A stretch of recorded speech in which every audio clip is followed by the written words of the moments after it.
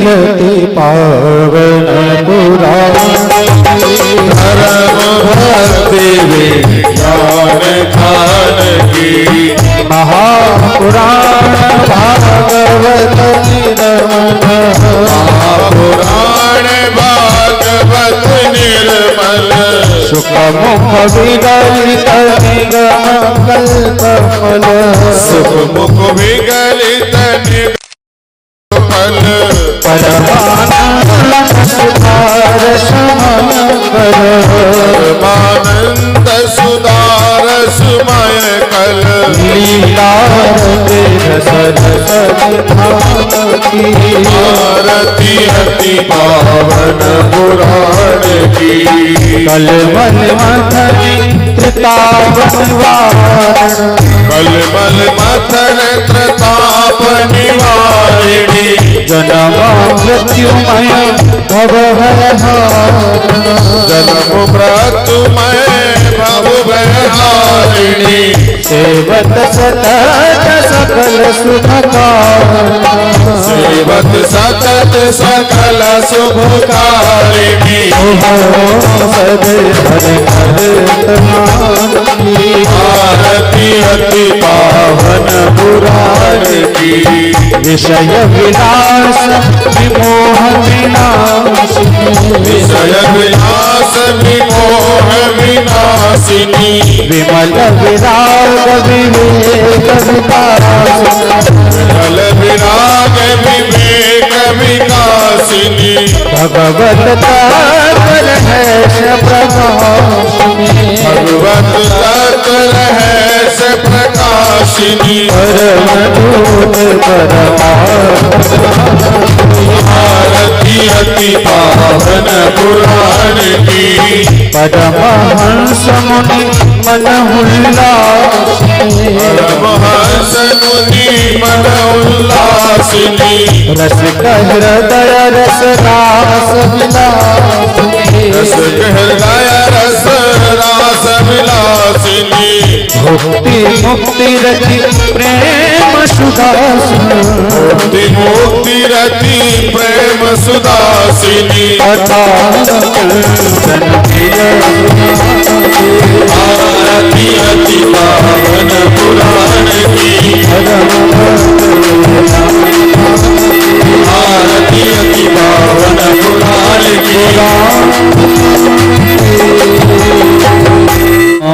हस्ते अक्षत पुष्पमादाय अथ श्रीमद्भागवत पूजनान्ते च ओम सच्चिदानंद रूपाय विश्वोत्पत्त्याय हेतवे तापत्रय विनाशाय श्रीकृष्णाय वयं नमः। ओम कृष्णाय वासुदेवाय देवकी नंदनाय च नंदगोपकुमाराय श्रीगोविन्दाय नमो नमः। ओम ऊर्वश्व श्रीमद्भागवत पूजनं सूक्ते पूजनं च श्री गन्धपुष्पक्षतान् समर्पयामि नमो नमः। ओम हरिः ओम जंत्र प्रजन्तु मनपेतुमपेति कृत्यं द्वैपायनो विरह कातरया जुहाव पुत्रेति तन्मयतया तरवो विनेदो तं सर्वभूतहृदे मुनिमानतोऽस्मि। ओम हरिः ओम श्री व्यासाय विष्णुरूपाय व्यासरूपाय विष्णवे नमो वै ब्रह्मणदेवासिष्ठाय ते नमः। ओम नारायणं नमस्कृत्य नरं चैव नरोत्तमं देवीं सरस्वतीं व्यासं ततो जयमुदीरयेत्। ओम हरिः ओम देयं सदा परिभवग्नभवीष्टदोः तीर्थास्पदं शिववरञ्जनितं शरण्यं प्रत्यार्तिहं वन्दे महापुरुषते चरणारविन्द। ओम जनमान्द्यस्य यतनवयादितर्थैश्चार्थसभेक्यसुराटो तेने ब्रह्महृदाय आदिकवय मोहयन्ति यत्सूर्यः वृतां यथा विनिमयो यत्र तत्र सर्गो मृषा धाम्ना स्वेन सदा निरस्तकुहकं सत्यं परं धीमहि। ओम नमो ब्रह्मण्यदेवाय गोब्राह्मणहिताय च जगद्दताय कृष्णाय गोविन्दाय नमो नमः। ओम ऊर्वश्व श्री विप्रार्चनं समर्पयामि नमो नमः।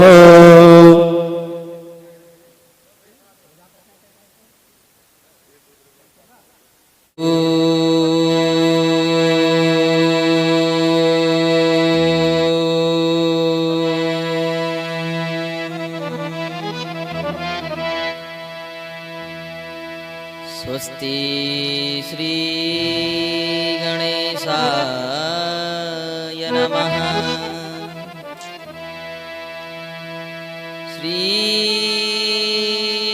श्रीमन्महागणाधिपतये नमः। श्रीगणेश अम्बिकाभ्यां नमः।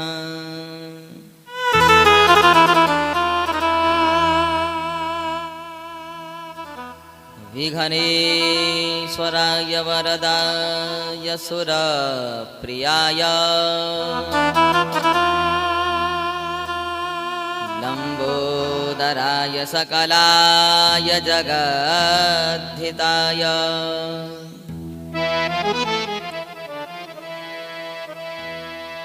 नागाननाय श्रुतयज्ञविभूषिताय गौरीसुताय गणनाथ नमो नमस्ते। दानन्दबोधाय शिष्यसन्तापहारिणे सच्चिदानन्दरूपाय तस्मै श्रीगुरवे नमः। वन्दे देव उमापतिं सुरगुरु वन्दे जगत्कारणं वन्दे पन्नगभूषणं मृगधरं वन्दे पशूनां पतिं वन्दे सूर्यशशाङ्कवह्निनयनं वन्दे मुकुन्दं प्रियं वन्दे भक्तजनाश्रयं च वरदं वन्दे शिवं शङ्करम्। करचरणकृतं वा कायजं कर्मजं वा श्रवणनयनजं वा मानसं वा परादम् विहितं विहितं वा सर्वमेतत् क्षमस्व। जय जय करुणावधे श्री महादेव शंभो। वृंदावनीश्वरी राधा कृष्ण वृंदावनीश्वरा जीवनी धनी नित्यं श्री राधा कृष्ण गतिर्मम। गंगावारी मनोहारी मुरारी चरणाच्युतं त्रिपुरारी शिरसचारी पापहारी पुनातु मां।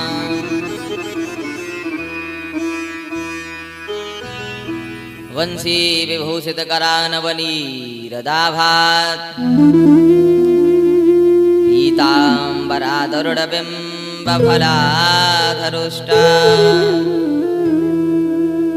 पूर्णेन्दुसुन्दरमुखादरविन्दनेत्रा कृष्णात् परं किमपि तत्त्वहं न जाने। अतुलितबलधामं स्वर्णशैलावदेहं धनुजवनकृशानं ज्ञानिनामाग्रिगण्यं सकलगुणनिधानं वानराणामधीशं रघुवरप्रियभक्तं वातजातं नमामि। आइए हनुमंत विराजिए मैं कथा करूं मति अनुसार। प्रेम से गद्दी धरूं मेरे हनुमंत करो स्वीकार। जय जय जय राधा रमन जय जय नवल किशोर जय गोपी चित चोर प्रभु जय जय माखन चोर। सब द्वारन को छोड़ के मैं आयो तेरे द्वार। ओ वृषभानु की लाडली तन मेरी ओर निहार।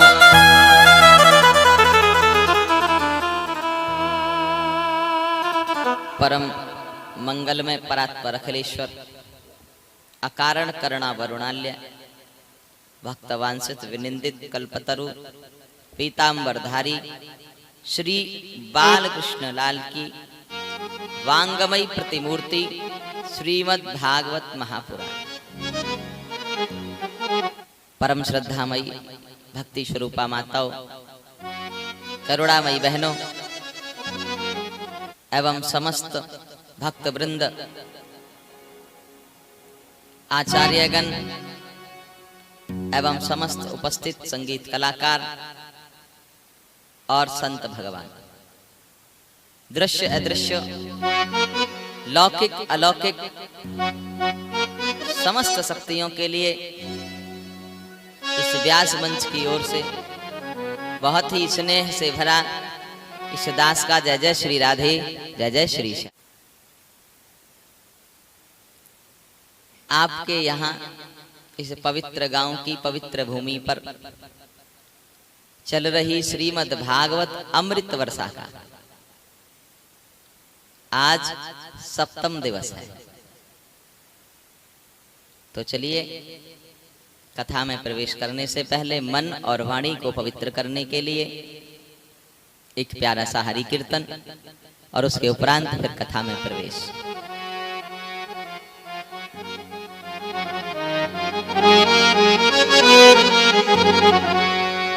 ठाकुर हमरे रमण बिहारी, हम है रमण बिहारी के।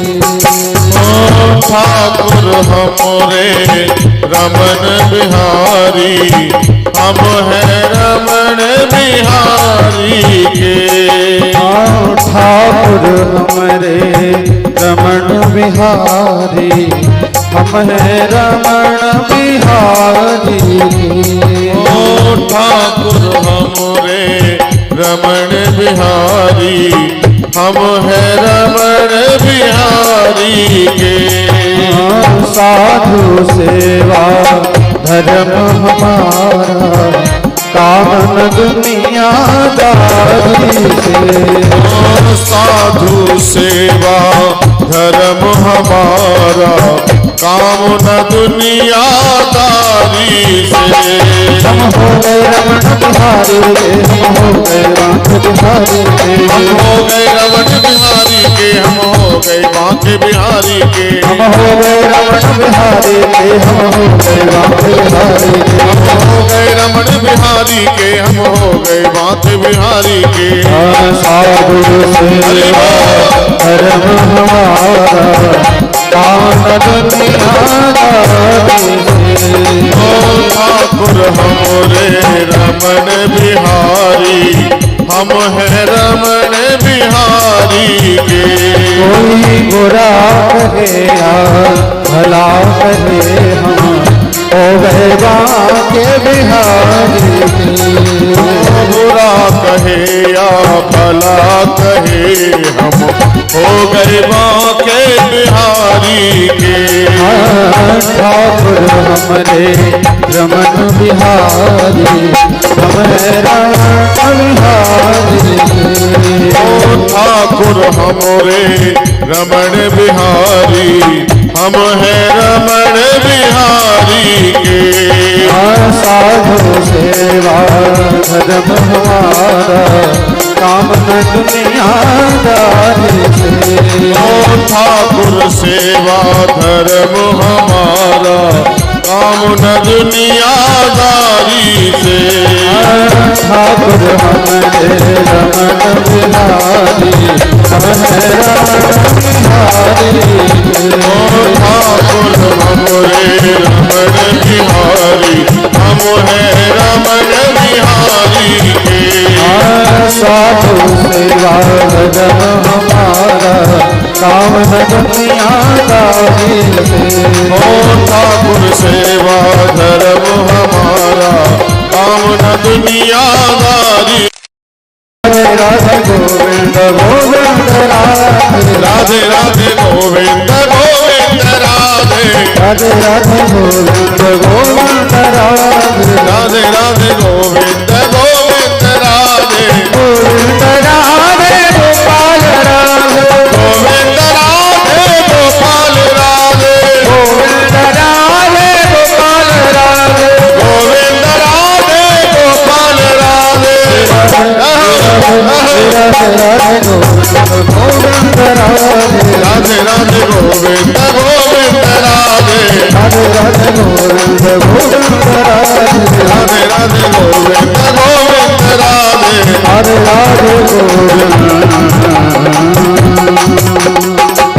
चरण सरोज रज निज मन मुकुर सुधारी वरनहु रघुवर विमल यश जो दायक फल चारि। बोले बांके बिहारी लाल की जय। जय जय श्री राधे श्याम। देखिए कितने बड़े सौभाग्य की बात है।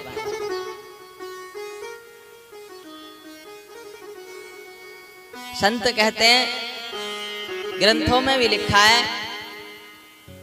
कि भाग्य उदेन बहुजन्मः समर्जितेन सत्संगमं च पुरुषो लभते यदा वै। जब कई जन्मों के पुण्योदय होते हैं, जब हमें कथा श्रवण करने का, संतों का संग करने का सौभाग्य प्राप्त होता है, जब कई जन्मों के पुण्योदय होते हैं। और आपके इस पवित्र गांव जरेलिया में प्राचीन शिव मंदिर की पवित्र भूमि पर स्थित बट वृक्ष और पीपल वृक्ष की छांव में चल रही श्रीमद् भागवत अमृत वर्षा का आज 7वां दिवस है। और 7 दिन कैसे बीत गए पता ही नहीं चला। मुझे तो ऐसा प्रतीत होता है जैसे 1-2 दिन पहले ही कथा प्रारंभ हुई थी। और देखो जैसे ये 7 दिन बीत गए ना, पता भी नहीं चला। ऐसे ही धीरे धीरे ये जीवन व्यतीत हो जाता है और पता ही नहीं चलता कब सांस रुक गई। इस जिंदगी का कोई भरोसा नहीं, न जाने कब कहां समय पूरा हो जाए और बस हम चले जाएं, कोई भरोसा नहीं। क्या भरोसा है इस जिंदगी का, क्या भरोसा है इस जिंदगी का, साथ देती नहीं है किसी का। क्या भरोसा है इस जिंदगी का, क्या भरोसा है इस जिंदगी का, साथ देती नहीं है किसी का। क्या भरोसा है इस जिंदगी का।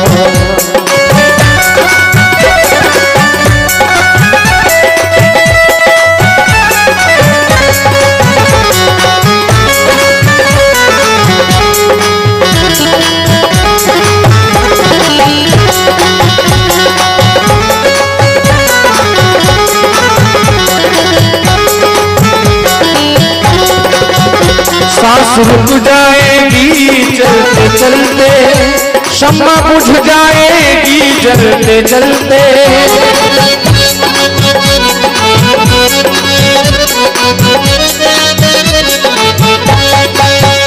दम निकल जाएगा रोशनी का, दम निकल जाएगा रोशनी का, साथ देती नहीं है किसी का। क्या भरोसा है इस जिंदगी का, साथ देती नहीं है किसी का। क्या भरोसा है इस जिंदगी का, साथ देती नहीं है। जहां तक के टिकट, देखिए हम रेल से जाते हैं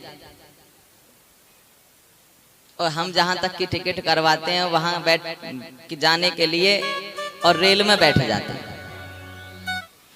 स्टेशन पड़ते हैं, कुछ सवारी उतर गई और कुछ सवारी वहां से चढ़ गई, और जहां हमारा स्टेशन आया वहीं हम उतर गए। ऐसे ही ये जीवन की रेलगाड़ी चल रही है और जिसका जहां स्टेशन आ जाता है वो उतर जाते हैं और नई नई सवारियां चढ़ जाती हैं। इस जिंदगी का कोई भरोसा नहीं। और देखो, रेलगाड़ी से हम जाएं तो हमें पता होता है कि हमारी टिकट कहां तक की है, और इस जीवन की रेलगाड़ी में तो हमें ही नहीं पता कहां तक जाना है। ना जाने कब स्टेशन आ जाए और कब हम उतर के चल जाए, कोई भरोसा नहीं। इसलिए प्रत्येक क्षण, प्रत्येक परिस्थिति स्थिति में भगवान के नाम का स्मरण बने ही रहना चाहिए। चलिए कथा में प्रवेश करते हैं। कल की कथा में आपने जाना किस प्रकार से भगवान कृष्ण वृंदावन को छोड़कर मथुरा गए, और मथुरा में जाकर के शंकर भगवान के द्वारा दिया गया धनुष तोड़ दिया और कंस का वध कर दिया। अपने माता पिता को कैद से छुड़ाया। कृष्ण भगवान ने चरणों में वंदन किया, दंडवत लेट गए माता पिता के चरणों में, क्योंकि माता पिता और गुरु के चरणों में प्रणाम करने से चार चीजें स्वतः ही बढ़ जाती हैं। हमने पहले भी बताया था कि अभिवादनशीलस्य नित्यम वृद्धौ पश्येवेन। जो अभिवादनशील व्यक्ति होते हैं और अपने से बड़ों का सेवन मतलब आदर करते हैं, वंदन करते हैं, चत्वारि तस्य वर्धन्ते। चत्वारि माने चार चीजें, वर्धन्ते माने बढ़ जाती हैं। कौन कौन सी? आयु, विद्या, यश और बल। चार चीजें स्वयं बढ़ जाती हैं। और गुरु के चरणों में, जो गुरु के चरण का अंगूठा होता है, क्या होता है? अंगूठा। और उसका जो नखून होता है, अगर नित्य प्रतिदिन उस अंगूठे के नखून को स्पर्श करके और उसकी धूल को अपने मस्तक पर धारण करें तो दिव्य दृष्टि खुल जाती है। क्या खुल जाती है? दिव्य दृष्टि। बाबा तुलसीदास कह रहे हैं, गुरु पद नख गण गुण गण ज्योति, गुरु पद नख गण गुण गण ज्योति, सुमेरा तो देव्य भ्रष्ट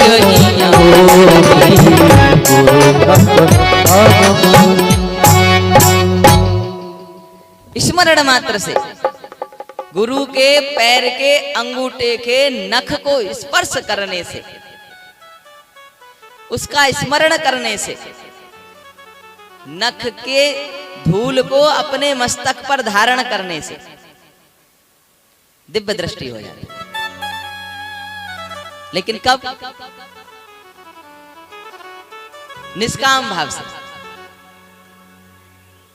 अब गुरु के पास जाएं, और अब तो वैसे भी गलियां गलियन में गुरु घूम रहे हैं, गुरुओं की कमी नहीं है। अब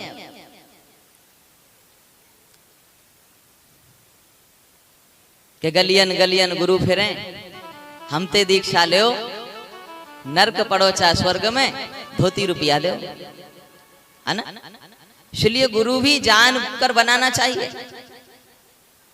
ऐसा ना हो कि गुरु तो स्वयं नरक में जाएं और शिष्य को भी ले जाएं। अब एक कथा मुझे याद आई। एक गुरुजी के कई शिष्य थे। अब गुरुजी को चरण दबाने की आदत। अब एक चेला को बुला लिया और चरण दबाने बैठ गए। रात्रि का समय, गुरुजी लेट गए, चेला चरण दबा रहा है। अब 1 घंटा हो गया, 2 घंटा हो गया। गुरु ने पूछा, लाला तुम कितने भैया हो? बोले 5 हैं जी। अच्छा। चरण दबाता रहा चेला। फिर थोड़ी देर बाद पूछा, लाला तुम कितने भैया हो? बोले गुरुजी 5 हैं। अच्छा। अब ऐसे ही कई बार पूछ लिया, और जब कई बार पूछने के बाद मैं फिर पूछा कि लाला तुम कै भैया हो? तो चेला बोला गुरुजी 4। कि थोड़ी देर पहले तो तुम 5 बता रहे थे। कि गुरुजी अगर तुम्हारे चरण में ऐसे ही दबा तो रहे हो तो मैं कब बचूंगा, 4 ही रह जाएंगे। तो ऐसे भी गुरु होते हैं, और एक गुरु ऐसे होते हैं जो अपने शिष्य का भला चाहते हैं, अपना सर्वस्व लुटा देते हैं अपने शिष्य के ऊपर, जी जान लगा देते हैं उसे उठाने के लिए। और अगर गुरु संकल्प ले लेना तो किसी की मजाल नहीं जो शिष्य को रोक जाए भगवान से मिलने से। इसलिए अपने से बड़ों का हमें आदर करना चाहिए, गुरु का सम्मान करना चाहिए, गुरु को जानकर बनाना चाहिए। और जब एक बार बना लिया तो फिर उसके अवगुण नहीं देखने चाहिए, चाहे फिर उसमें कितने भी अवगुण हो। गुरु के गुणों को देखो, और जो तुम्हें लगे कि हाँ ये अच्छा गुण है उसे अपनाओ, बाकी सबको छोड़ दो। गुरु का एक गुण तुम्हारे जीवन को तार देगा। तो भगवान कृष्ण ने अपने माता पिता के चरणों में प्रणाम किया। सुखदेव स्वामी कह रहे हैं, राजा परीक्षित उस समय जो करुण क्रंदन हुआ वो देखने लायक नहीं था। किस समय? कि जिस नंद बाबा की उंगली पकड़कर कन्हैया ने चलना सीखा, जिन ग्वाल वालों के साथ में खेले कूदे, उन सब ग्वाल वालों से नंद बाबा से कह दिया, बाबा तुम वृंदावन वापस लौट जाओ और मुझे अभी यहाँ कुछ काम है, मैं कुछ दिन बाद आऊंगा।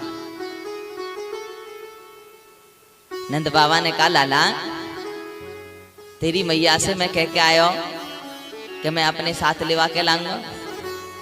अरे वो तो रो रो के ही मर जाएगी तेरी याद में, मैं वाकू कैसे समझाऊंगा?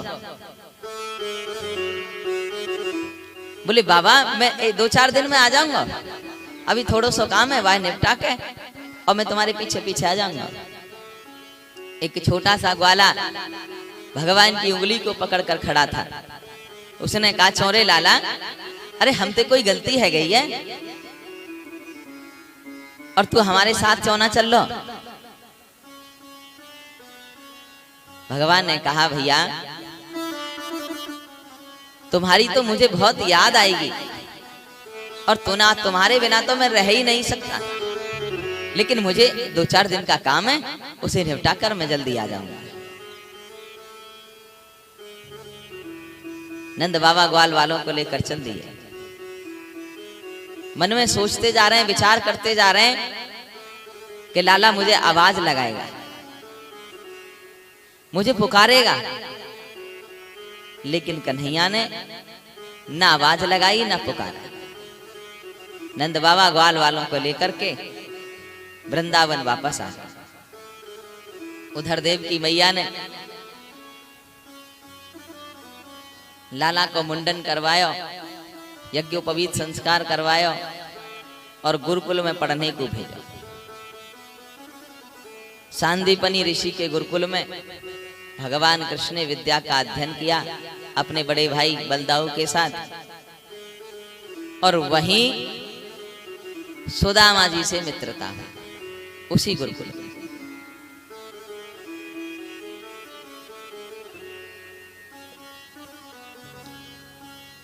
और अपनी विद्या का अध्ययन पूरा करके भगवान कृष्ण और बलराम जब अपने यहाँ मथुरा को वापस आए तो सुदामा जी से कहा, भैया तुम हमारे परम मित्र बन गए हो और तुम कभी हमारी मथुरा नगरी आना।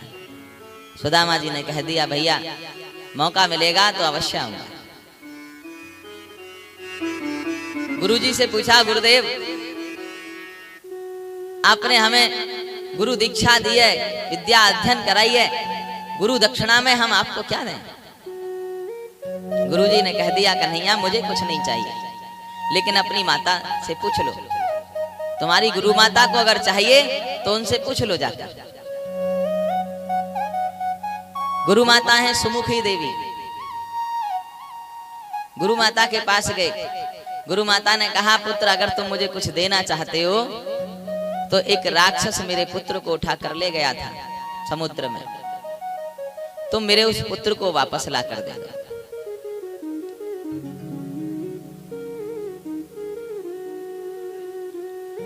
भगवान समुद्र के में गए और वहां जाकर के उस राक्षस से पूछा हमारा गुरु पुत्र कहाँ है? बोले उस शरीर तो यही है लेकिन आत्मा उसकी यमराज ले गए। भगवान कृष्ण यमपुरी गए, वहां से उसकी आत्मा को लाए, उस शरीर में प्रवेश करवाया और गुरु पुत्र को वापस ला कर दिया। और वहीं से भगवान को पांचजन्य नाम का शंख प्राप्त हुआ। जो गुरु पुत्र था उसका नाम था मधुमंगल, और जो राक्षस जो गुरु पुत्र को उठाकर ले गया था वो था शंखासुर। वहां से आए विद्या अध्ययन करके, कुछ समय व्यतीत हो गया लेकिन कन्हैया का मन मथुरा में नहीं लगता। ग्वाल वालों की बहुत याद आती है,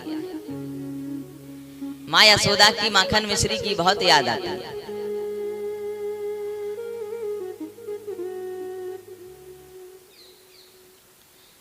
कि अनन्या ममता विष्णु ममता प्रेम संगता भाव स एव सांद्रात्मा बुधहि प्रेमानि गध्यते। आज मैया देव की प्रेम के भाव में विभोर होकर मन में विचार कर रही हैं कि आज मैं कन्हैया को अपने हाथ से भोजन पवाऊंगा और अच्छे अच्छे प्रकार के सुंदर सुंदर व्यंजन देव की मैया ने बनाए और अच्छी भोजन की थाली सजा करके ले गई कन्हैया के कक्ष में। और जब कक्ष में जाकर देखा तो पलंग पर गोविंद दिखाई नहीं दिए। मैया एकदम घबरा गई, कन्हैया कहाँ गया? और जब कक्ष में अंदर प्रवेश किया और जाकर देखा तो कन्हैया एक कोने में बैठे बैठे रो रहे थे। देव की मैया तो देखकर घबरा गई, भोजन की थाली हाथ से छूट गई, दौड़ी दौड़ी वसुदेव जी के पास गई। अरे सुनते हो? हाँ क्या बात है? अरे देखो तो सही, हमारा लाला रो रो है। और देखियो मैंने तो कभी उसको गोदी में भी ना खिलाया और ना मैं उसके स्वभाव को जानूं, मैं उससे कैसे बात करूं? वसुदेव जी कह रहे हैं देवी स्वभाव तो मैं भी नहीं जानता उसका कैसा स्वभाव है, लेकिन क्या बात है, क्यों रो रहा है? अब इतनी देर में उद्धव जी आ गए। उद्धव जी आए तो वसुदेव जी ने कहा लाला उद्धव भैया तू जाके पूछ कन्हैया काय को रो रहा है? अरे कोई चीज की कमी है, कुछ कई चीज की जरूरत है तो हमें बताए, लेकिन रो क्यों रहा है? उद्धव जी पहुंचे, उद्धव ने पूछा कन्हैया क्या बात है? आज उद्धव गले से लिपट गए कन्हैया के और बड़ी जोर जोर से कन्हैया रो रहे हैं और उद्धव जी चुप कर रहे हैं कि उद्धव मोहि ब्रज बिसरत नाही, हंस सुता को सुंदर कलरव और कुंजन की छाही, उधो मोहि ब्रज बिसरत नाही। उधो मुझे ब्रज की बहुत याद आती है, मुझे मैया यशोदा की बड़ी याद आ रही है, मैं क्या करूं? जब मुझे बचपन की याद आती है तो मुझे बहुत रोना आता है।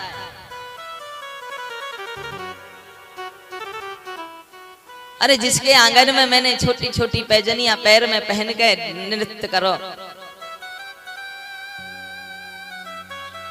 मेरी माँ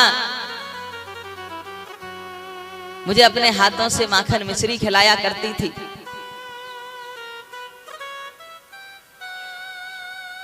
आज मुझे उसकी बहुत याद आ रही है उधो। और तुम मेरा एक काम कर दो उधो। बोले हाँ हाँ हाँ बताओ ना कन्हैया क्या करना है। बोले तुम वृंदावन जाओ और मेरी गोपियों का हाल लेकर आओ, मेरी मैया से मिलकर के आओ और उनकी कुशल लेकर के आओ। उद्धव ने कहा कन्हैया मैं इतना बड़ा विद्वान गुरु बृहस्पति का शिष्य और उन ग्वारियों के बीच में जाऊं, भला वो मेरी वाणी को समझेंगे? भला वो मेरी बात पे ध्यान देंगे? उनकी समझ में आएंगी मेरी बातें? भगवान ने कहा उद्धव तुम एक बार तो जाओ, मेरे कहने से तुम एक बार चले जाओ बस वृंदावन और उन्हें कुछ ज्ञान का तत्व समझा कर आओ, कुछ आध्यात्म वेदांत की बातें समझाओ। कन्हैया से कह रहे हैं उद्धव देखो कन्हैया तुम्हारे कहने से मैं वृंदावन जा तो रहे हूं, लेकिन थोड़ी देर ही रुकूंगा और थोड़ी देर पीछे ही वापस आ जाऊंगा। बोले तुम एक बार जाओ बस वृंदावन और मेरी मैया से हालचाल पूछ के और वापस आ जाएंगे। मेरी गोपियों की हालत देखिए ही हो कैसी है मेरी गोपियां, और फिर आ जाएंगे। अब उद्धव जाने के लिए तैयार हुए। कन्हैया ने कहा उद्धव एक काम करो, तुम मेरे वस्त्र धारण करके जाओ और मेरे ही रथ को ले जाना, वरना ग्वाले हैं, मेरी गोपियां तुमसे बात नहीं करेंगी। उद्धव चल दिए। उद्धव मैया सुनियो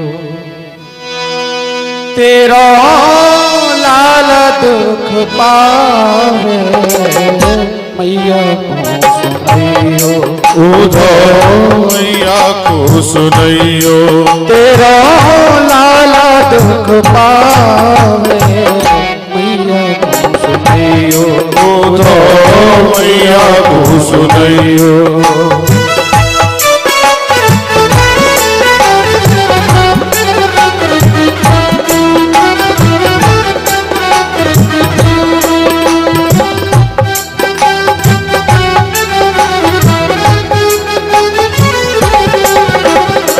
पूर्ण मुख धोवे ताते जल अचरन पोंछ संहारे, पूर्ण मुख धोवे ताते जल अचरन पोंछ संहारे।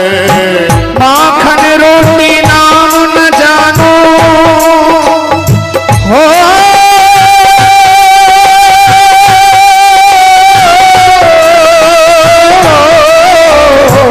माखन रोटी नाम न जानो, कनुआ कली मोही कोना पुकारे, मैया को सुनियो उद्धव मैया को सुनियो तेरा लाला दुख पावे, मैया को सुनियो।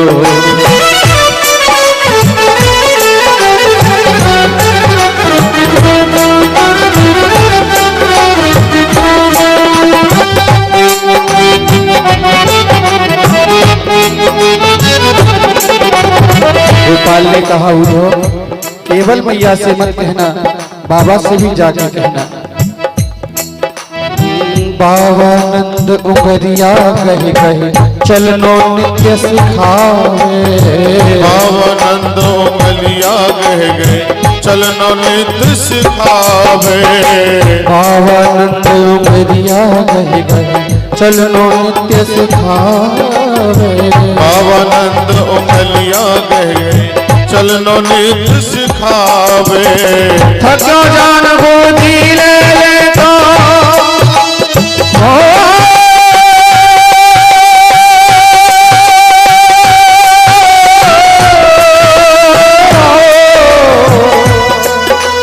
थको जान गोदी ले तो हृदय लगाए मोही बहु कुछ पार है।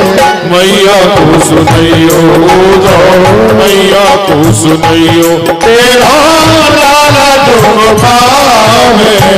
मैया को सुनैयो उरो मैया को सुनैयो उरो मैया को सुनैयो। तुम जाओ ना वृंदावन, मेरी माँ का हालचाल लेकर आओ। अब तो उधो वृंदावन से चल दिए मथुरा के लिए कि चले मथुरा से कुछ जब दूर वृंदावन निकट आया। वहीं से प्रेम ने अपना अनोखा रंग दिखलाया।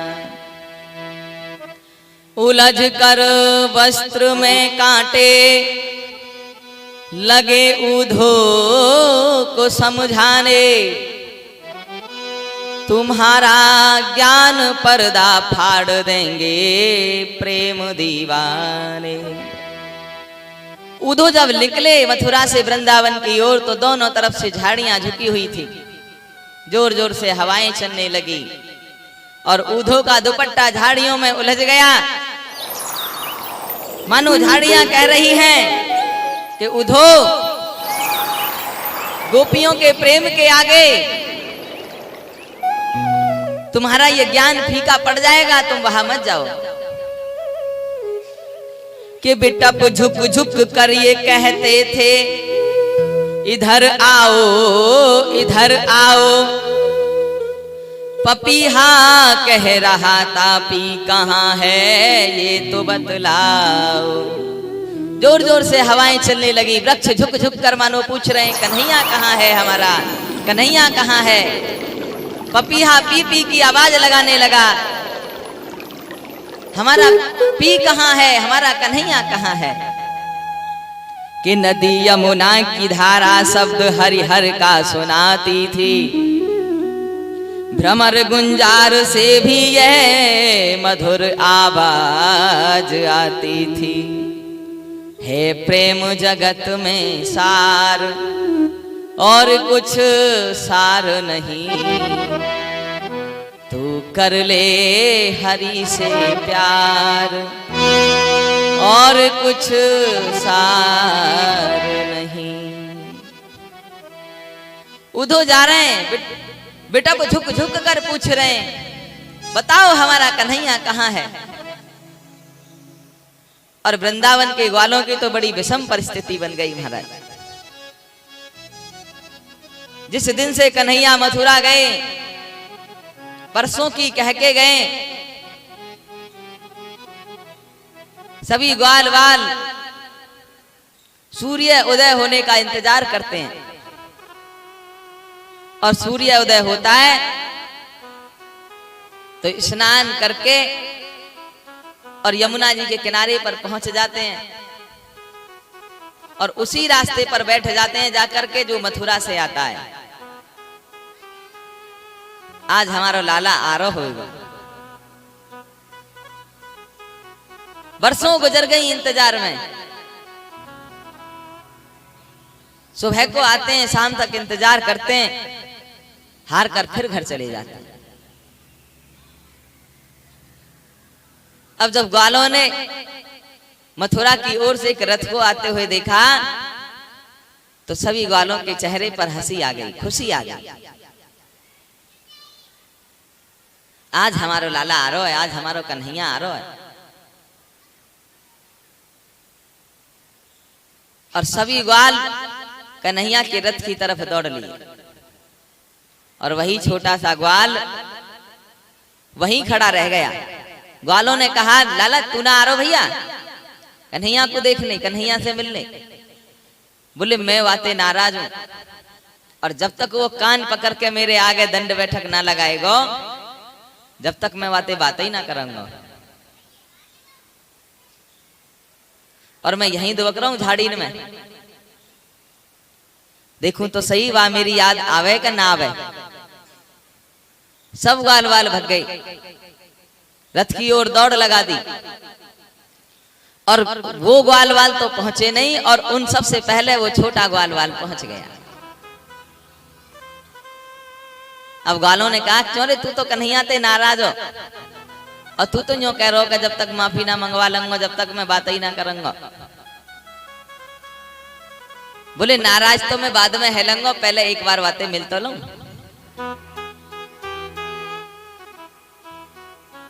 उद्धव जी आए,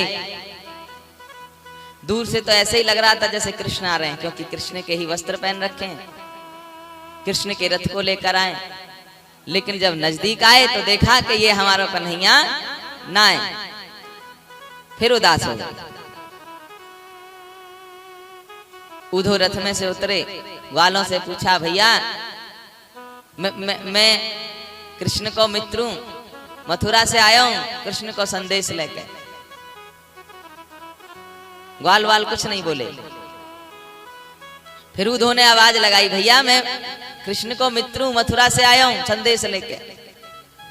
ग्वाल वाल कहने वारे कन्हैया, इतने वर्ष में मेरी याद आई हमारी और वो भी स्वयं ना आयो, मित्र को भेज दियो हमारा संदेशा लेके, हमारा हाल चाल लेने के लिए भेजो मित्र, हम जिंदा हैं कि मर गए। उद्धव ने कहा, भैया मुझे मैया यशोदा से मिलना है, उनके महल को रास्ता बता दो। ग्वाल वालों ने कहा, मैया यशोदा के महल को रास्ता बतावे की जरूरत ना है। बोला, हम फिर पहुंचेंगे कैसे मैया यशोदा के महल पर? बोली, ये जो तुम नाला देख रहे हो ना, ये जो नाला चल रहा है इसी के किनारे पर चले जाओ और जब इसके किनारे किनारे तुम जाओगे और जहां ये नाला खत्म हो जाए समझ लेना वही यशोदा मैया का घर है। और जो तुम देख रहे हो ना इस नाले में ये जल चल रहा है, ये जल नहीं है, ये समस्त ग्वाल वाल गोपियां मैया यशोदा के आंसू हैं, जिसने नाले का रूप लेकर के प्रवाहित हो ले। उधोसी के किनारे किनारे गए और ग्वालों ने कह दिया, सुनो भैया जा तो रहे हो, लेकिन मैया यशोदा ने कन्हैया की याद में भोजन पानी सब छोड़ रखा है, आंखन से दिखाई देनो कम है गयो है, कानन से सुननो कम है गयो है, तुम वहां जाओ तो थोड़ा जोर से बोलना। बोले ठीक है। उद्धव जी चल दिए नाले के किनारे किनारे और जब किनारे किनारे पहुंचे मैया यशोदा के महल में गए तो वहां देखा कि मैया यशोदा एक खम्मा से सिर लगाकर बैठी है और महल के प्रत्येक कोने से जय श्री कृष्ण की आवाजें आ रही हैं। उद्धव ने कहा, मैया मैं उद्धव मथुरा से आया हूं, प्रणाम करूं हूं। मैया यशोदा डांट कर बोली, अरे अरे इतनी तेज काय को बोल रहा है? जैसे तैसे तो मैंने अभी अपना लाला सुलाया पालने में, तू आकू जगावेगा। उद्धव तो संशय में पड़ गया, कन्हैया है तो मैं अभी मथुरा में छोड़ के आया हूं और मैया कह रही है मैंने पालने में सुलाया है। ऐसो कैसे है सके। उधो ने कहा मैया कन्हैया के झोरे थे तो मैं अभी आई रहूं,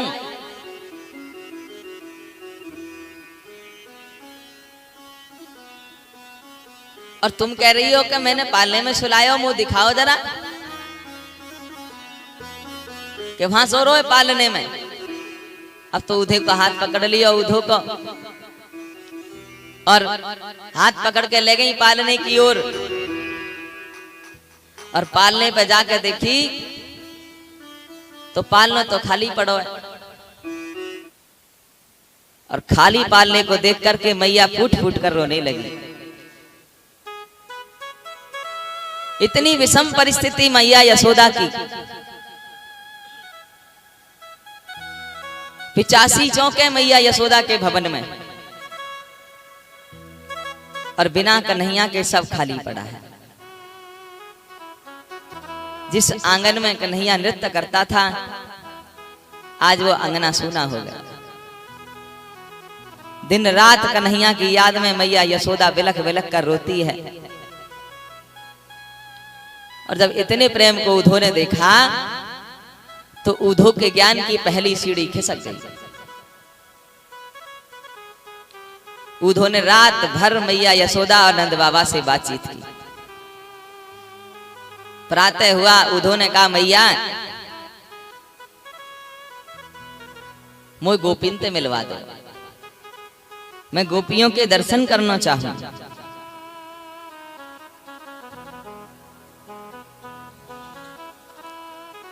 गोपियों के पास उधो जी गए और एक झाड़ी के पीछे खड़े हो गए दुबक करके। लाखों गोपियां बैठी हैं आसपास और बीच में राधा जी हैं और कन्हैया की ही बातें चल रही हैं। रात तो कन्हैया मेरे सपने में आए, मेरे सिर पे गागर उठवाई, और जब मैं घर को आ रही तो मेरे पीछे पीछे आए, और जैसे ही मैं घर पहुंची और मैंने पीछे मुड़ के देखो तो कन्हैया मुंह दिखाई ना दिया, और फिर मेरी आंख खुल गई। दूसरी गोपी कह रही है रात कन्हैया आए, खिड़की को धीरे से खोलो,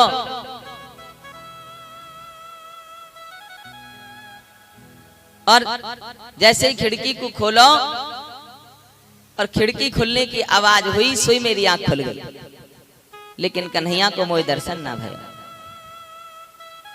राधा जी से पूछ रही है सखी, राधा तुम्हारे स्वप्न में भी कन्हैया आते हैं?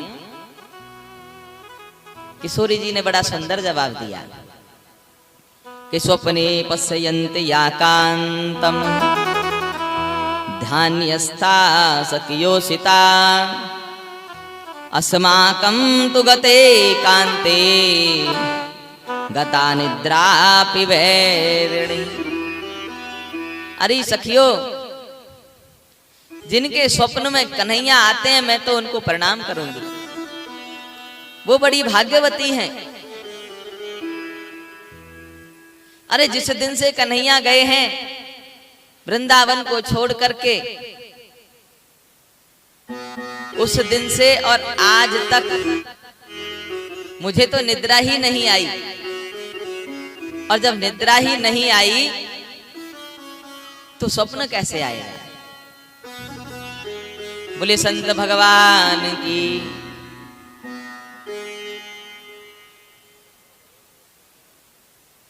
आप यहाँ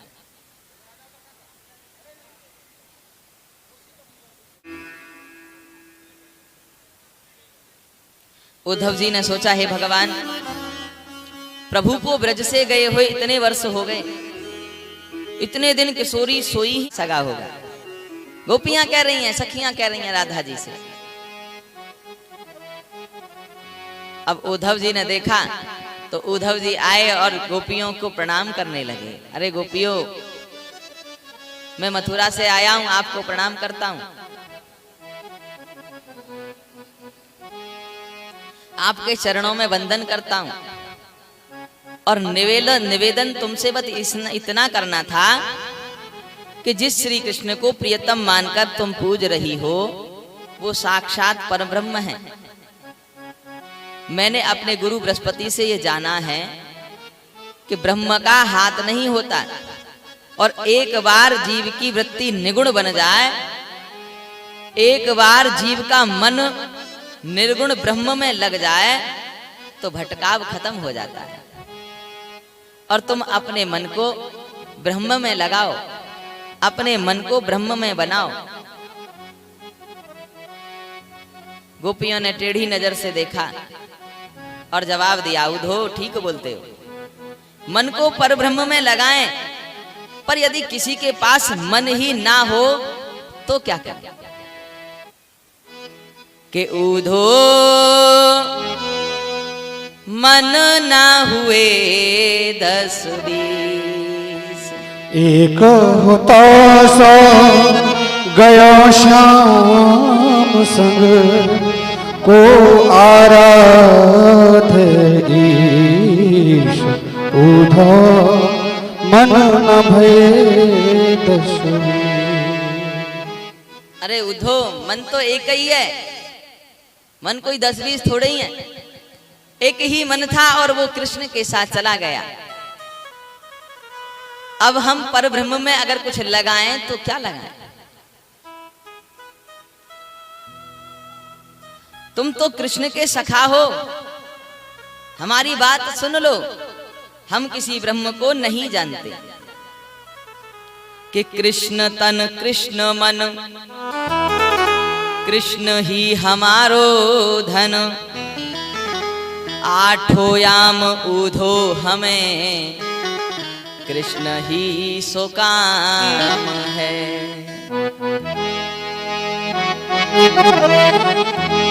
गोपियां कहने लगी, उधो हम प्रेम दीवानी है, वो प्रेम दीवाना, वो प्रेम दीवानी है, वो प्रेम दीवाना। उधो हमें ज्ञान की, उधो हमें ज्ञान की पोथी न पढ़ाना, हम प्रेम दीवानी है, वो प्रेम दीवाना, वो प्रेम दीवानी है, वो प्रेम दीवाना।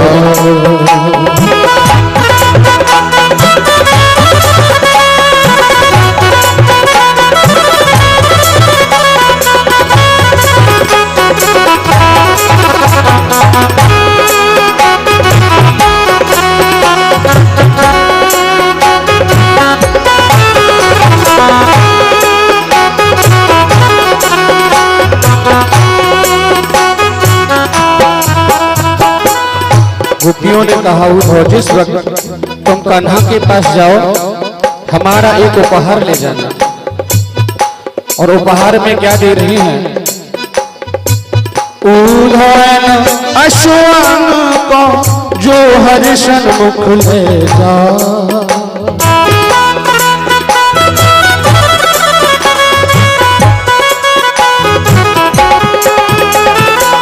पूछे हरि कुशल को चरणन में दियो चढ़ा,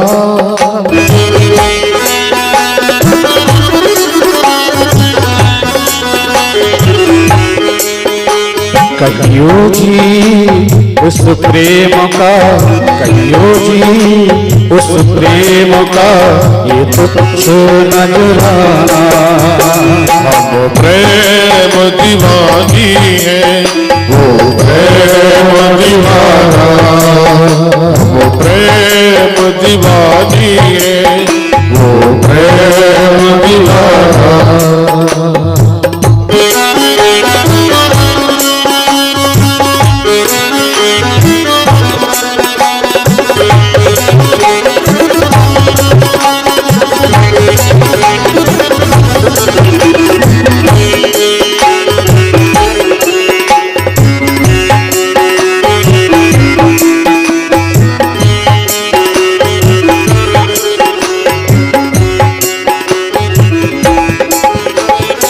गोपियों ने कहा उद्धव तुम ज्ञान सिखाने के लिए आए हो लेकिन स्वयं में अज्ञानी हो।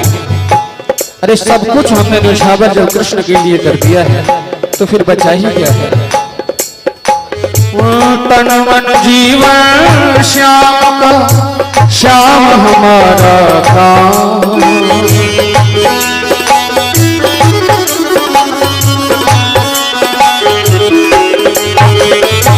रोम रोम में बस रहा वो मतवारा श्याम।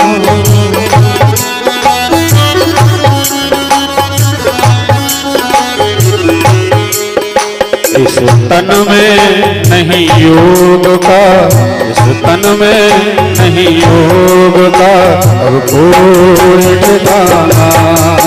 हम प्रेम दीवानी है वो प्रेम दीवाना, हम प्रेम दीवानी है वो प्रेम दीवाना।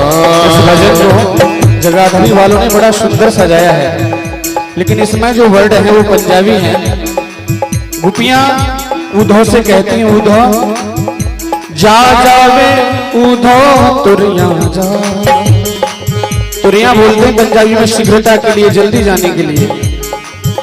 जा जावे उद्धव तुरिया जा अस दिल नू दुखा के की लेना। जे जख्म श्याम ने लियाए थे ओनू जख्म वखा के की लेना, ओनू जख्म वखा के की लेना। मारे ते सरदार ताज है हो,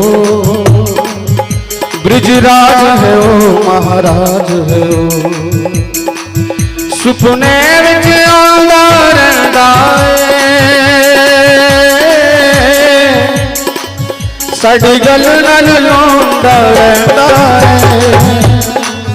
असी मथुरा जाके की लेना। एक दिन नैनों के निकट रहते थे आठों यार। एक दिन नैनों के निकट रहते थे आठों यार। भूले हमें विषाद के वो निर्मोही श्याम। भूले हमें विसार के वो निर्मोही श्याम। दीपक वो जमाना था, दीपक वो जमाना था, ये भी जमाना। अब प्रेम दीवानी है वो प्रेम दीवाना, अब प्रेम दीवानी है वो प्रेम दीवाना, अब प्रेम दीवानी है वो प्रेम दीवाना। इतना सुंदर उपदेश प्रेम का गोपियों ने उद्धव को दिया कि उद्धव का जो ज्ञान था वो खिसक गया। और उद्धव ने गोपियों को प्रणाम नहीं किया। उद्धव मन में विचार कर रहे हैं कि मैं ऐसी गोपियों को प्रणाम करने के लायक भी नहीं हूं कि वंदे नंद ब्रज स्त्रीणाम पादरेणुम भीक्षणास यासाम हरिकथोदितम पुनाति भुवनत्रयम्। आचार्य सुखदेव कह रहे हैं राजा परीक्षित ये बृहस्पति का परम शिष्य कहता है कि मैं इन गोपियों के चरण की धूल को प्रणाम करता हूं जिनके मुख से निकलने वाली कृष्ण कथा त्रिलोकी को पवित्र करती है। उद्धव ने गोपियों को प्रणाम करके कहा देवियों मैं आपको वचन देता हूं सायंकाल का सूर्य अस्त होगा बाद में कृष्ण यहां आएंगे पहले, ये मेरा वचन है। और उद्धव अपने ज्ञान को भूल गया और 7 महीने हो गए वृंदावन में गोपियों के साथ में और शरीर का भी भान चला गया। और जब शरीर का भान हुआ, शरीर की याद आई तो उद्धव ने देखा कि गोपियों के चरणों में लेटा हुआ है। कि ऊधो सूधो है चलो, सुन गोपिन के बोल, प्रे ज्ञान बजाई डुमडुमी, और प्रेम बजाई ढोल। ऊधो के ज्ञान की सीढ़ी खिसक गई। 7 महीने में वापस लौटे मथुरा में। कन्हैया के पास गए। कन्हैया से कहा, रे कन्हैया, तू कितना बड़ा निर्दयी है रे। अरे तूने उन ग्वालों को, गोपियों को इस हाल में छोड़ दिया। कन्हैया ने उधो को गले से लगा लिया और उधो से कहा, उधो अपनी एक बार तुम अपने नेत्र बंद करो। उधो ने नेत्र बंद किए तो कन्हैया के कक्ष में वाम भाग में राधा जी विराजमान है, मैया यशोदा उसी कक्ष में बैठी हैं, सभी सखी ग्वाल बाल सब वहीं पर बैठे हैं कन्हैया के पास। देख करके उधो को बड़ा आनंद आया, बड़ा सुख मिला। कन्हैया कह रहे हैं, उधो तुम्हें ज्ञान तो बहुत था, लेकिन प्रेम की परख नहीं थी, इसलिए मैंने तुमको वृंदावन गोपियों से प्रेम सीखने के लिए भेजा। उसके उपरांत में सुखदेव स्वामी सुना रहे हैं, राजा परीक्षित, जब भगवान ने कंस का वध कर दिया तो कंस की 2 पत्नी हैं, अस्ति और प्राप्ति। कि अस्ति प्राप्तिश्च कंसस्य महिष्मो भरत स्वः, मृते भर्तरि दुःखार्ते इयतोष्म पितुर्ग्रहान्। देखिए, कंस कहते हैं अभिमान को। कंस रूपी अभिमान की पत्नी है अस्ति और प्राप्ति। अस्ति माने है और प्राप्ति माने होगा। प्राप्ति माने होगा। इतना मेरे पास है और कुछ दिन बाद इतना हो जाएगा। तो ये अभिमान की पत्नी है अस्ति और प्राप्ति। उन्होंने अपने पिता जरासंध से जाकर के शिकायत की।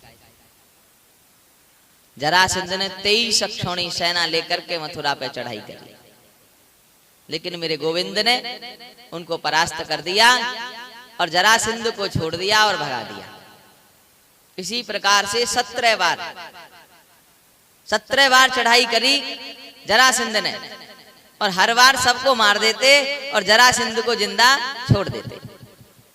लेकिन अब की बार शुक्राचार्य के आदेश से 11,000 ब्राह्मणों को अनुष्ठान पर बैठा कर आया जरासंध, और ब्राह्मणों से कह दिया, अगर मैं युद्ध में जीत गया तो तुम्हें इतना धन दूंगा कि दोबारा तुम्हें कहीं कोई काम करने की आवश्यकता नहीं है।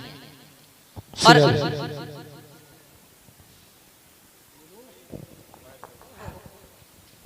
जरासंध ने 17 बार युद्ध किया और 17 बार भगवान ने जितनी भी सेना लाए सबको मार दें और जरासंध को जिंदा छोड़कर भगा दें। 18वीं बार जब आए तो 11,000 ब्राह्मणों को अनुष्ठान पर बिठा दिया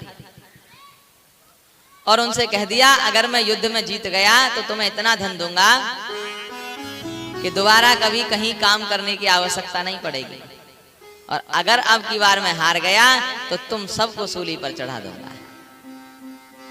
अब तो ब्राह्मण अपने प्राणों की रक्षा के लिए भगवान को याद करने लगे।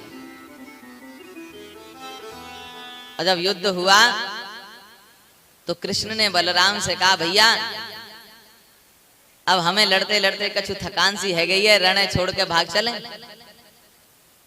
बोले, हम चंद्रवंशी हैं, छत्री हैं, अगर रण छोड़ के भाग गए तो हमारा नाम रण छोड़ पड़ जाएगा और हमारे वंश की बदनामी हो जाएगी। बोले, वो तो मैं झेल लूंगा, लेकिन 11,000 ब्राह्मणों की मृत्यु हो जाएगी अगर हमने आपकी बार इसको हरा दिया तो। मेरे कृष्ण रण छोड़कर भाग गए और जरासंध ने शोर मचाया कि रण छोड़ भाग गया, रण छोड़ भाग गया, तो नाम पड़ गया भगवान का रणछोड़। बोले रणछोड़ भगवान की। और भगवान कृष्ण दौड़ करके एक पर्वत पर चढ़ गए। जरासंध ने पूरे पर्वत में आग लगवाई। जब चारों तरफ से पर्वत में आग लगने लगी तो भगवान ने समुद्र में छलांग लगा दी और समुद्र के किनारे पर पहुंच गए। रात्रि में विश्वकर्मा जी का आह्वान किया, उनको बुलाया और रात रात में बीच समुद्र में एक नगरी बसाई जिसका नाम है द्वारिका। और अपनी योग माया से रात्रि में ही समस्त मथुरा वासियों को और द्वारिका में बुला लिया।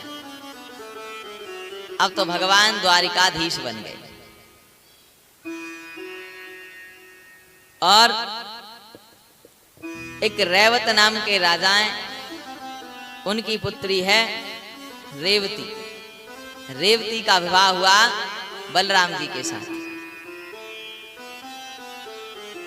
कृष्ण बोले द्वारिका के राजा तो हम हो ही गए और बड़े भैया बलराम जी का भी ब्याह है गो, और अब हमारो भी ब्याह है जानो चाहिए। कि राजसीद भीष्म को नाम विदर्भाधीर पतिर महान, तस्य पंचा भवन पुत्रा कन्यैका च वरानना। कुंदनपुर के राजा हैं भीष्म। उनके 5 पुत्र हैं। बड़े पुत्र का नाम है रुक्मी। 5 पुत्रों के बाद भी कोई पुत्री नहीं है। पुत्री की प्राप्ति कैसे हो, इसलिए राजा थोड़े दुखी रहते हैं। एक बार उन्होंने मंत्र अनुष्ठान करवाया और मंत्र अनुष्ठान के प्रताप से उन्हें एक तालाब में कमल के फूल पर एक कन्या मिली। उस कन्या को राजा भीष्मक ले आए और अपनी रानी को दे दिया कि भगवान की कृपा से हमें पुत्री की प्राप्ति हुई है। और राजा भीष्मक ने उस कन्या को अपनी पुत्री की तरह पालन पोषण किया और विदुषी बनाया और मन में संकल्प कर लिया कि मथुरापति वसुदेव के पुत्र कृष्ण के साथ इसका विवाह करूंगा। अब आजकल कृष्ण द्वारिका में रहते हैं, लेकिन कभी कभी क्या होता है कि जो बड़ा पुत्र होता है उसकी घर में चलती है और पिता की बात फीकी पड़ जाती है। अब ऐसा ही वहां हुआ। जो राजा भीष्मक का बड़ा पुत्र है रुक्मी, उसने कहा कि मैं अपनी बहन का विवाह शिशुपाल के साथ करूंगा। मेरा मित्र है और मैं उसे अच्छी तरह से जानता हूं। और कृष्ण की माँ का पता ना पिता का पता, और वो ग्वारिया अब कल 500 से राजा बन गया और उसके साथ मैं अपनी बहन का विवाह नहीं करूंगा। स्वयंवर तो हम करेंगे दिखावे के लिए, लेकिन रुक्मणी से कह देना कि शिशुपाल के गले में जयमाला डाल देना। अब जब ये बात रुक्मणी को पता चली तो अपनी भाभी के पास ले। भाभी ने सलाह दे दी, तुम एक काम करो, एक पंडित जी को बुलाओ और एक पत्र लिख दो। अब तो पत्र लिख रही हैं कि सुत्वा गुणानुभवन सुंदर सृणवतां ते निर्विश्य कर्ण विवहर हरतोंगतापम रूपम दृशां दृशिं ताखिल लाभार्थ लाभम त्वयाच्युतां विशति चित्रम पत्रपम मयि। हे गोपाल, मैंने केवल आपके गुणों को सुना है। श्रुत्वा गुणानुभवन सुंदर, केवल आपके गुणों को सुना है। और नवदा भक्ति में पहली भक्ति है श्रवणम। इसलिए रुक्मणी लिख रही हैं, मैंने आपको आंखों से देखा नहीं, केवल आपके गुणों को सुना है। और हे गोपाल, आप सोच रहे होंगे कि ये कौन नारी है जो हमें पत्र लिख दिया। तो कह रही हैं कि कात्वां मुकुंद महती कुलशील रूपा विद्या वयुन्द्रिवणं धाम विरात्मतुल्यम धीरामतिम कुलवती नवृणीत कन्या काले नरसिंह नर लोकमनोभिरामम। ऐसी कौन सी नारी है जो एक बार आपकी झांकी को सुनकर आपको नहीं चाहेगी? आप पधारें, मुझे लेकर जाएं, और जो वस्तु सिंह को मिलनी चाहिए उसे कोई सियार ले जाए, ये तो बड़े संकोच की बात है। मेरी शिशुपाल के साथ सगाई हो गई है, अब परसों स्वयंवर है, और शिशुपाल के साथ मैं कभी विवाह नहीं कर सकती। और अगर आप उस स्वयंवर में नहीं आए तो मैं शिशुपाल के साथ विवाह नहीं करूंगी और मैं अपने शरीर का परित्याग कर दूंगी। और अगर आप सोच रहे हो कि मैं आपको कैसे मिलूंगी, आप मुझे कैसे पहचानोगे, तो सुनो कि अंतपुरांत चरिनिहने बंधुम त्वां मुद्दहे कथमितिं प्रवदायुपायम् पूर्वे धुरस्ति महति कुलदेवी यात्रा यस्यां बहिर्नवधुर्गिरिजामुपेयात्। अंतःपुर में मैं रहती हूं, और अगर तुम सोच रहे हो कि तुम अंतःपुर में रहते हो और तुम मुझे कैसे ले जाओगे, तो तुम एक काम करना, मैं स्वयंवर से पहले गौरी पूजन के लिए आऊंगी और मेरे हाथ में माला होगी, और तुम वहीं मंदिर में आ जाना और मैं तुम्हारे वरमाला डाल दूंगी और तुम मुझे वहीं से ले जाना। और यही पत्र पंडित जी ने ले जाकर के कन्हैया को सुना दिया।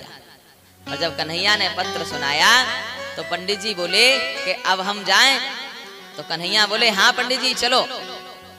अब तो पंडित जी को रथ में बिठा लिया और स्वयं रथ चला करके ले जा रहे हैं। अब सामने से आ गए बलराम जी। बलराम जी भैया ने पूछा लाला कहाँ जा रहे हो? अब कन्हैया के हाथ से घोड़ों की लगाम छूट गई। पंडित जी से बोले पंडित जी है गए हो बिहार? भैया हम वहीं जा रहे हैं। वहीं? अरे वहां तो ठीक है, लेकिन जा कहाँ रहे हो नो तो बता दे। हम वहीं जा रहे हैं भैया, वहीं। पंडित जी बोले कुंदनपुर जा रहे हैं, रुक्मणी का स्वयंवर हो रहा है। बलराम जी बोले ओहो मैं तो भूल ही गए हो, मेरो लाला बड़ो है गो। अरे विवाह तो होना चाहिए भाई, और स्वयंवर में तो तुम्हें जानो ही चाहिए। हमारे लाला को, हमारो लाला कोई काई ते कम थोड़े ही है, और तुम अवश्य जाओ।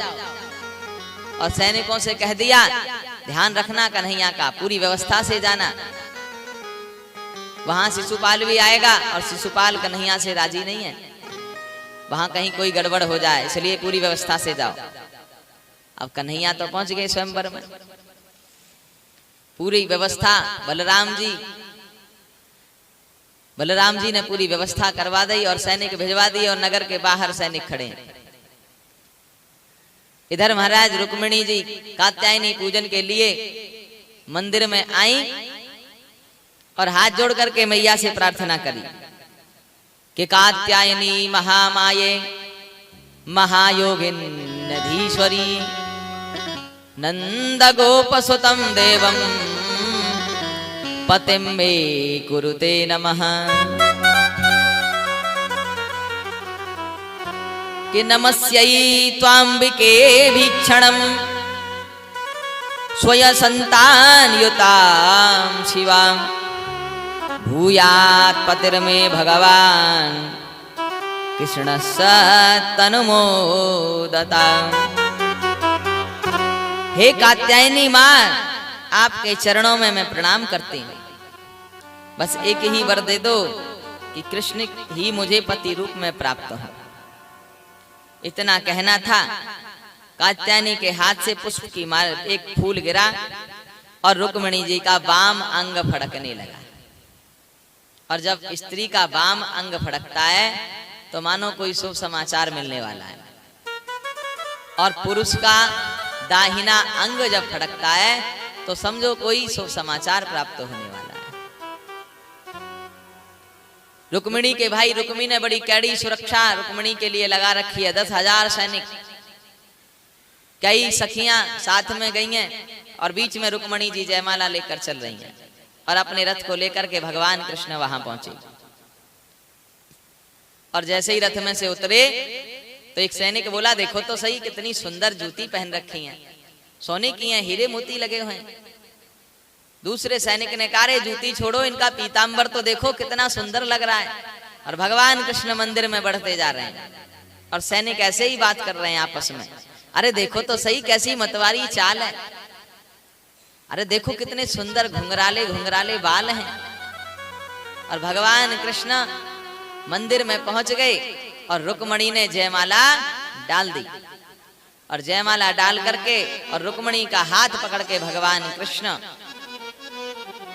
लेकर के जा रहे हैं और सभी सैनिक देख रहे हैं, देखो तो सही कितनी सुंदर जोड़ी लग रही है, कैसी मतवारी चाल है, पीतांबर देखो कितना अच्छा लग रहा है, सोने को मुकुट धारण कर रखो है, नाना प्रकार की बातें कर रहे हैं।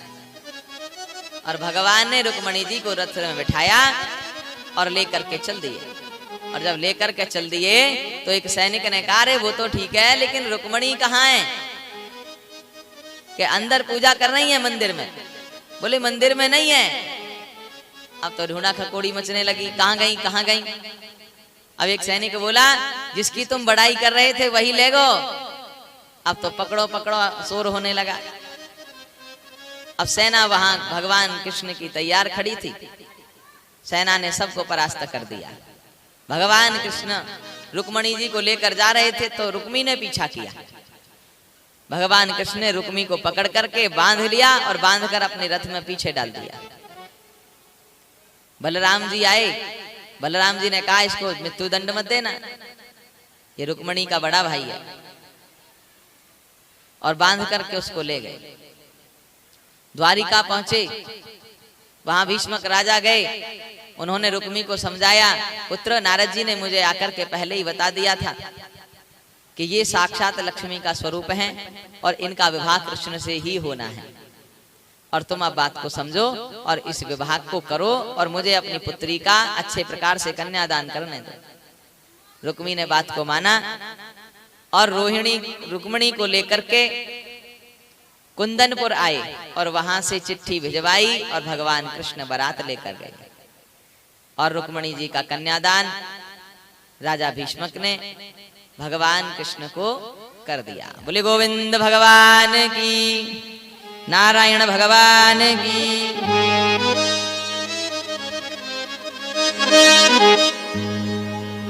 आओ मेरी सखियों मुझे मेहंदी लगा दो, मेहंदी लगा दो मुझे ऐसी सजा दो, मुझे श्याम सुंदर दुल्हन बना दो, मुझे श्याम सुंदर की दुल्हन बना दो, मुझे श्याम सुंदर दुल्हन बना दो, मुझे श्याम सुंदर की दुल्हन बना दो।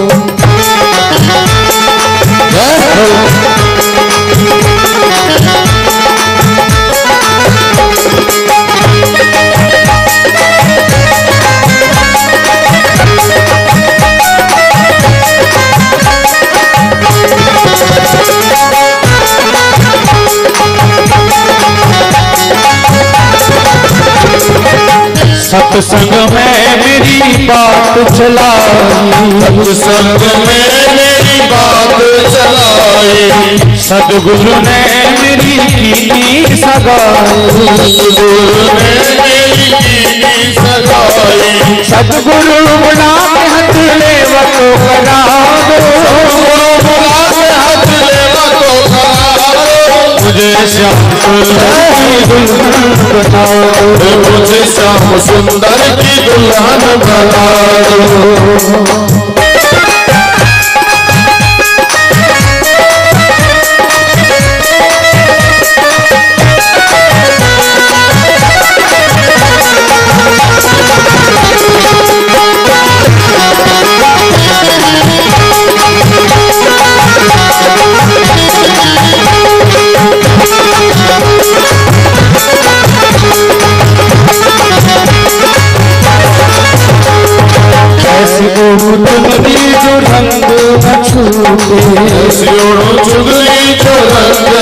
छूटे, ऐसा बनो दूल्हा तो कबहू न रूठे। सवर दूल्हा जो कबहू न रूठे, अटल सुहाग की विधिया लगा दो, अटल सुहाग की बिंदिया लगा दो, मुझे श्याम सुंदर दुल्हन बना दो, मुझे श्याम सुंदर की दुल्हन बना दो।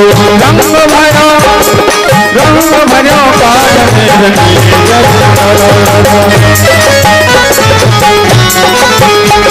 रंगीली प्यारी राधा, रंगीली प्यारी राधा, रंगीली प्यारी राधा, रंगीली प्यारी राधा, रंगीली प्यारी राधा, रंगीली प्यारी राधा, रंगीली प्यारी राधा, रंगीली प्यारी राधा। रंग भरो कान में रंगीली प्यारी राधा,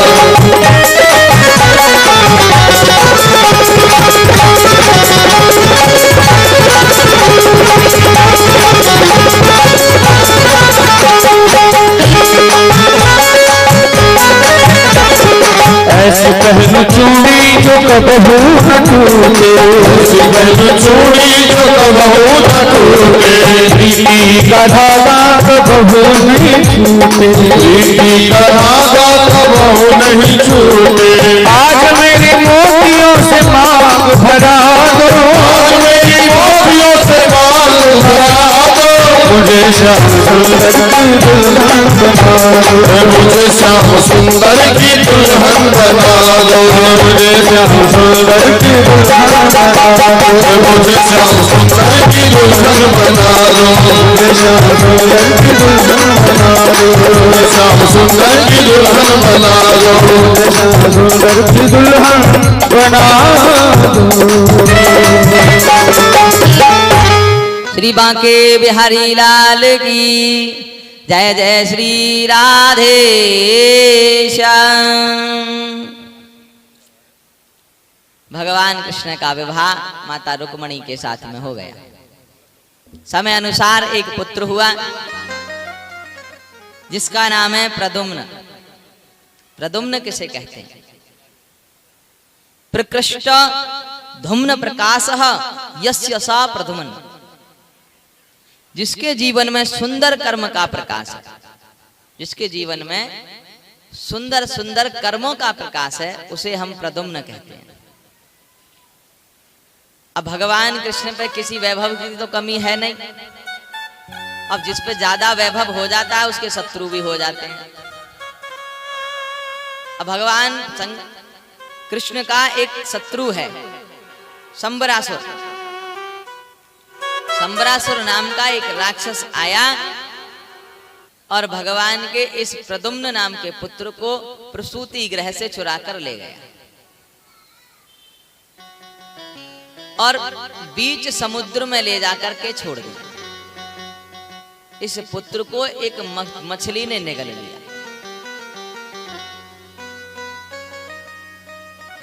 और एक मछुआरे ने उस मछली को पकड़ा और वो मछली संबासुर की रसोई में पहुंच गई। और संबासुर की रसोई में काम करती थी विद्यावती।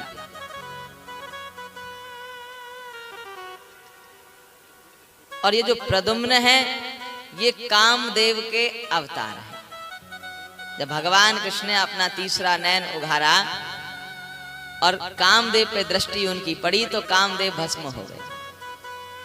तो पत्नी रोने लगी तो शंकर भगवान ने कहा कि द्वापर में तुम्हारा पति